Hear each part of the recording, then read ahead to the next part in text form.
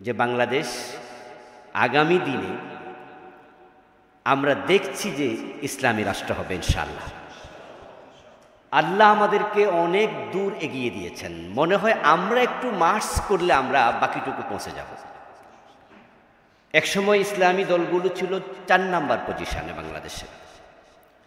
Awami League, BNP 1-2, কখনো ওরা 1, কখনো ওরা 2। 3 নাম্বার ছিল জাতীয় পার্টির অবস্থান, 4 নাম্বারে ছিল ইসলামী দলগুলো। কিন্তু আল্লাহর শুকরিয়া, আওয়ামী লীগের সাথে একসাথে জাতীয় পার্টির পতন হয়ে গেল। 2 মাইনাস হয়ে যাওয়ার কারণে ইসলামের অবস্থান এসে গেছে 2-এ। বিএনপি 1 নম্বরে আছে জনশক্তির দিক থেকে, আমরা এসে গেলাম 2 নম্বরে। ডাকসু নির্বাচন প্রমাণ করে দিয়েছে আমরা মাথা তুলে দাঁড়াতে পারলে আল্লাহ আমাদেরকে 1 নম্বরে নিয়ে যাবেন ইনশাআল্লাহ। সুম্মা লাতুসআলুন্না ইয়াওমাইযিন আনিন নাঈম। এই নিয়ামতটা আল্লাহ আমাদেরকে নিজে দিয়েছেন। এবার এটা আমরা চেষ্টা করি, কিন্তু 2 নম্বরে আসা এত সহজ ছিল না। কিন্তু আল্লাহ যেহেতু আমাদেরকে দ্বিতীয় পর্যায়ে এনে দিয়েছেন, এখন আমরা যদি 1 নম্বরে যেতে না চাই, ইন্নাল্লাহা লা ইউগাইয়িরু মা বিকাওমিন হাত্তা ইউগাইয়িরু মা বিআনফুসিহিম। আল্লাহ নিজ থেকে কিছু করেন না, তিনি সুযোগ দেন। নবীজি মুহাম্মদ সাল্লাল্লাহু আলাইহি সাল্লাম আদর্শ জাতি গঠন করেছেন নেতৃত্বে যাওয়ার পর। মক্কায় 13 বছর ছিলেন, চেষ্টা করেছিলেন, কিন্তু মক্কায় তো আদর্শ জাতি তিনি গঠন করতে পারেন নাই। বদরের যুদ্ধে মাত্র 313 জন মুসলমান, এই সংখ্যাই প্রমাণ করে মক্কার 13 বছরে তিনি অনেক বেশি মানুষকে ইসলামে আনতে পারেননি। কিন্তু মদিনে আসার পরেই সে সংখ্যা বাড়তে বাড়তে নবম হিজরিতে তাবুকের যুদ্ধে মুসলমানের সংখ্যা ছিল 30 থেকে 40,000। বিদায় হজের সেখানে মুসলমানের সংখ্যা 1,14,000-এর মতো ছিল সাহাবী। বিশাল অঙ্ক। ইসলামী রাষ্ট্র এস্টাবলিশড হয়েছিল মদিনায়। নবীজি সাল্লাল্লাহু আলাইহি সাল্লাম শুধু চেষ্টাই করেননি, তিনি আল্লাহর শিখানো দোয়াটাও করেছিলেন, ওয়াজআলনি মিন লাদুনকা সুলতানান নাসিরা। আল্লাহ তুমি আমাকে রাষ্ট্র শক্তি দিয়ে সাহায্য করো।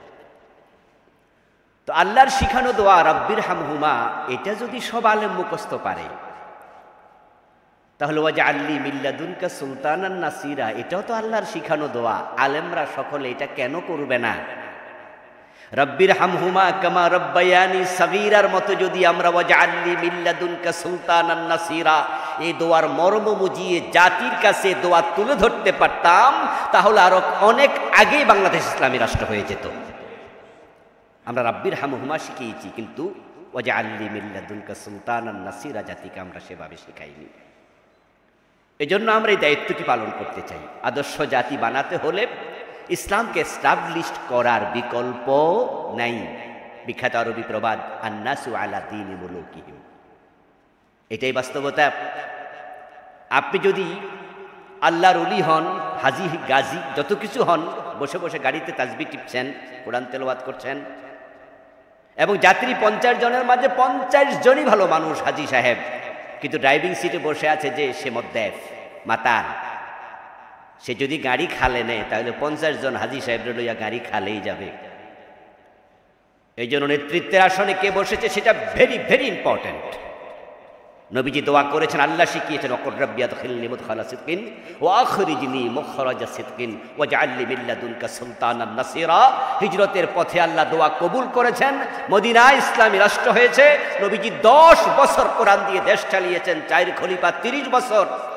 সে আদর্শ থেকে যখন আমরা দূরে সরেছি, তখন থেকে আমরা মাজলুম, নির্যাতিত, নিষ্পেষিত হয়েছি, আমরা পথহারা হয়েছি, দিকভ্রান্ত হয়েছি। তো যেহেতু বাংলাদেশের সম্ভাবনার দুয়ার নতুন করে উন্মোচিত আল্লাহ করে দিয়েছেন, এই জন্য এখন থেকে প্রতিটি মেম্বার থেকে হিকমার সাথে কোনো দল বলা দরকার নেই। আমরা জাতিকে বোঝাতে চাই, 54 বছরে জাতীয়তাবাদ দেখেছেন, ধর্মনিরপেক্ষতা দেখেছেন, 5 বছরের জন্য অন টেস্ট ইসলাম দেখুন না। 5 বছর তো খুব বেশি সময় না। আমার বিশ্বাস যদি আলেমরা আমরা এক হয়ে যেতে পারি, জালেমরা লেজ তুলে পালাবে। ডাকসু সে বার্তা দিয়েছে, মানুষ আর চাঁদাবাজি জুলুমকে সহ্য করছে না, অপেক্ষা করছে ডাকসুর রেজাল্ট ইনশাআল্লাহ বাকি বিশ্ববিদ্যালয়গুলোর রেজাল্টও একরকমই হবে।